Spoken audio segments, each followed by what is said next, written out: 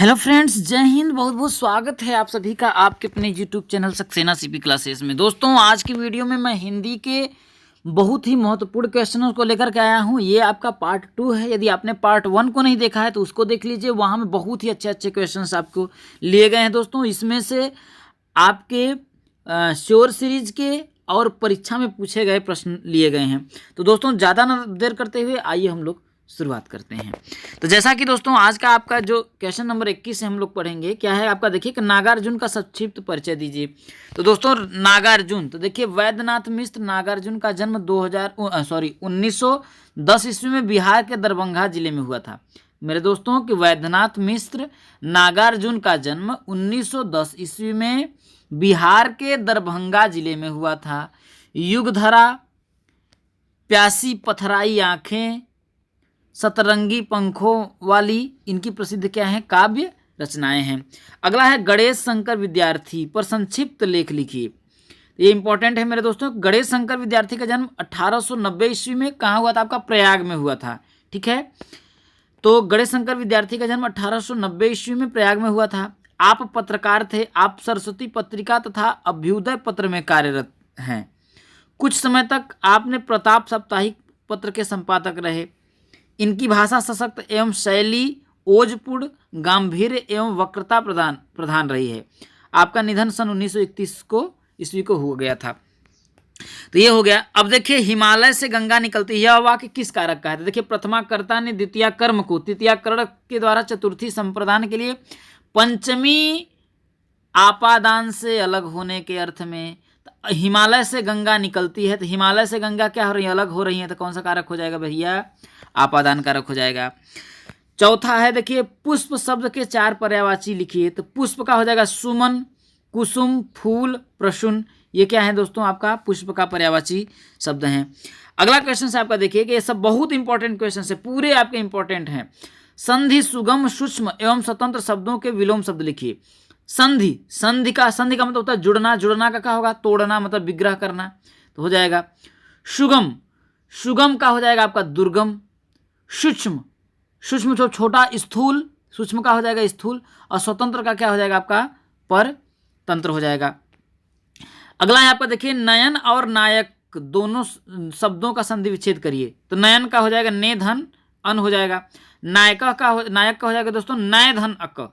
ये नय धन मतलब नय धन अक हो जाएगा, तो आपका नायक का हो जाएगा। ठीक है, अगला है दोस्तों, सम उपसर्ग लगा करके 4 शब्द बनाइए। देखिए, सम प्लस गीत हो जाएगा संगीत, सम प्लस 4 मतलब संचार, सम प्लस मान मतलब सम्मान, सम प्लस अर्थ मतलब समर्थ। ये हो जाएगा आपका 4 अर्थ हो जाएगा। शब्द किसे कहते हैं, देखिए group of letter who makes complete sense is called words. मतलब देखिए, शब्द किसे कहते हैं, मतलब कि शब्द एक या अनेक अक्षरों के योग से बनता है। ये भी सही है, लेकिन मतलब कि दोस्तों वर्णों का एक ऐसा समूह जिसका एक सार्थक अर्थ निकलता हो उसे बोलते हैं शब्द। जैसे देखिए, क प्लस म प्लस ल। ठीक है, इन तीनों को मिलाकर के हम करेंगे तो कमल मेरा आएगा, एक शब्द मिलेगा हमको कमल। तो कमल जो है मेरे दोस्तों, वो आपका क्या है, एक अर्थ निकल रहा है, कमल किसी का नाम है। लेकिन मैं अगर लिखा हूं मकल मैं लिखूं, अगर मैं लिख दूं म क ल, तो ये भी तो एक शब्द है जी। नहीं, इसका कोई अर्थ अगर नहीं निकल रहा है तो ये आपका कोई अर्थ नहीं है, शब्द नहीं है। ठीक है, तो शब्द किसे कहते हैं मतलब दोस्तों, कि a group of letter who makes complete sense, मतलब कि वर्णों का एक ऐसा समूह जिसका एक सार्थक अर्थ निकलता है उसे शब्द कहते हैं। अगला है आपका, देखिए विनय पत्रिका के रचनाकार कौन है। तो दोस्तों, विनय पत्रिका के रचनाकार आपका तुलसीदास जी हैं। ये तो आप बहुत अच्छी तरह से जानते हैं। तो विनय पत्रिका के रचनाकार कौन है, आपके तुलसीदास जी हैं। अगला है आधुनिक युग के प्रमुख कवियों के नाम लिखिए। तो आधुनिक युग के प्रमुख कवि देखिए, अयोध्या सिंह उपाध्याय हरिओद, महादेवी वर्मा, जयशंकर प्रसाद भारतेंदु हरिश्चंद्र। और दोस्तों, विसर्ग हलंत था, अनुस्वार का चिन्ह बताइए। तो ये आपका देखिए विसर्ग का है। हलंत का मतलब जैसे क है, क हम हलंत लगा देंगे, आधा हो जाएगा, तो ये हलंत हो जाएगा। और अनुस्वार, ये देखिए आपका ये है ना बिंदी, तो ये आपका क्या है, अनुस्वार है। ठीक है, अगला है दोस्तों, बालकः सह तथा अश्व में लगा चिन्ह क्या है। तो दोस्तों, बालकः में ये सब क्या है, आपका विसर्ग है, दोनों में। अश्व और श, इन तीनों में क्या है आपका दोस्तों, विसर्ग लगा है। अगला क्वेश्चन है देखिए, छात्र विद्यालय स्वागतम प्रत्येक कल फलम में उचित विसर्ग एवं हलंत का प्रयोग कर सही शब्द बनाइए। देखिए छात्र का छात्रा हो जाएगा, विसर्ग लगा है। विद्यालय का विद्यालय लगा हो जाएगा तो विसर्ग लगा है। देखिए स्वागतम, स्वागतम में हलंत लगेगा तो ये क्या हो जाएगा आपका दोस्तों, हलंत हो जाएगा। प्रत्येक, प्रत्येकम हो जाएगा, इसमें हलंत लगेगा। फलम, फलम में भी क्या लगेगा, हलंत लगेगा। ठीक है। अब देखिए शुक्ल युग या प्रसाद युग के दो नाटककारों के नाम बताइए। तो देखिए शुक्ल युग और प्रसाद युग, तो शुक्ल युग में आपका हो जाएगा, देखिए कह रहा शुक्ल युग या प्रसाद युग, दोनों में से दो नाटककारों के नाम बताइए। तो एक जयशंकर प्रसाद हो जाएंगे और दूसरा क्या हो जाएगा, राम कुमार, डॉक्टर राम कुमार वर्मा जी हो जाएंगे। अगला क्वेश्चन आपका देखिए, हिंदी के किन्हीं 5 एकांकीकारों के नाम बताइए। तो हिंदी के कोई 5 एकांकीकार मतलब दोस्तों विष्णु प्रभाकर, उपेंद्र नाथ अस्क, डॉक्टर राम कुमार वर्मा, उदय शंकर भट्ट, भारतेंदु हरिश्चंद्र, ये क्या है, 5 एकांकीकार हैं दोस्तों। अगला है आपका देखिए, हिंदी के प्रमुख जीवनी लेखकों के नाम बताइए। क्या है, हिंदी के प्रमुख जीवनी लेखकों के नाम। तो हो जाएगा देखिए बाबू गुलाब राय, विष्णु प्रभाकर, रामविलास शर्मा, अमृत राव, ये क्या है, हिंदी के क्या है, प्रमुख जीवनी लेखकों के नाम हैं। अगला देखिए, महादेवी वर्मा जी की किन्हीं 5 रचनाओं के नाम बताइए।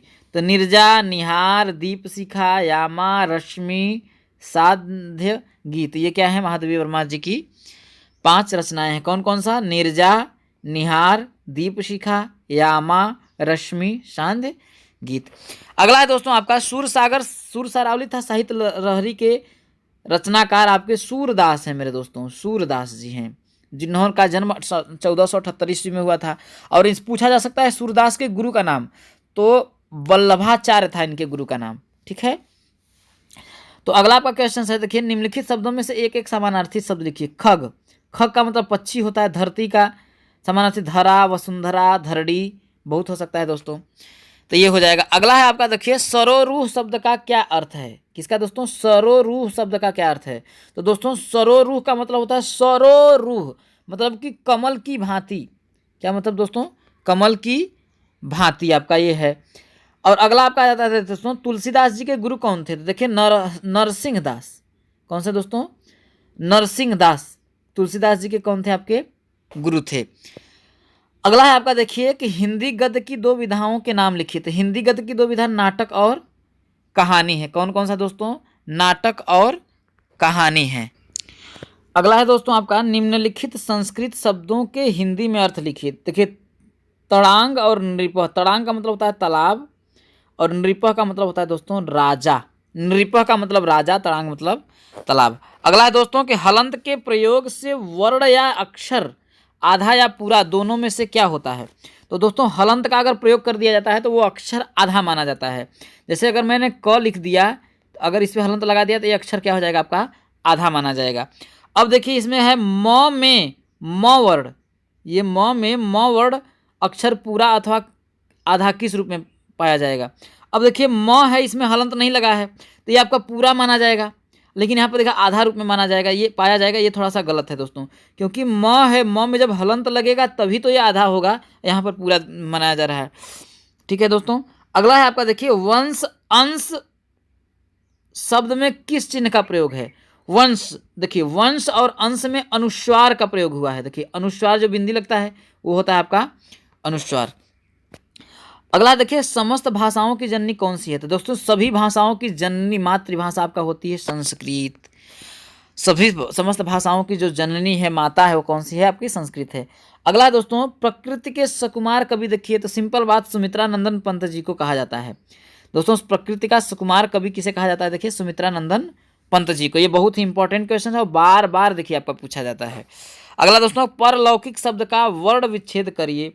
देखिए पारलौकिक, प पर देखिए हलंत लग गया तो प आ र अ ल औ क ई क अ, तो ये हो जाएगा पार लौकिक का वर्ण का विच्छेद एकक से। देखिए सब पे हलंत लगा दीजिए, सिंपल बात। देखिए विच्छेद करने का मतलब ये है, देखिए प है ना, प पे हलंत लगा करके इसकी मात्रा को लिख दीजिए जिस पे जिसकी मात्रा है। र है तो र पर हलंत लगा करके उस पर मात्रा किसकी है, अ की, तो अ लिख दीजिए। इसके बाद ल, फिर देखिए ल है ल पर हंत लगा करके ल पर किसकी मात्रा, औ की, तो औ को लिख दीजिए। ठीक है, इसके बाद की, तो फिर क लिख लीजिए। क पर किसकी मात्रा है, ई की, छोटी ई की मात्रा है तो छोटी ई की मात्रा को लिख दीजिए। ऐसे ही आपका विच्छेद हो जाएगा। अगला क्वेश्चन देखिए, हरिभाऊ उपाध्याय का जन्म कब और कहाँ हुआ था। देखिए, हरिभाऊ उपाध्याय का जन्म उज्जैन जिले के देवास तहसील के गांव में सन 1892 में हुआ था। क्या दोस्तों, हरिभाऊ उपाध्याय का जन्म उज्जैन जिले की देवास तहसील गांव में सन 1892 में हुआ था। तो दोस्तों इस वीडियो को इतना ही करते हैं। उम्मीद है आपको वीडियो पसंद आई होगी। फिर वीडियो में हम लोग अगले वीडियो में मिलेंगे। तब तक के लिए दोस्तों जय हिंद, वंदे मातरम।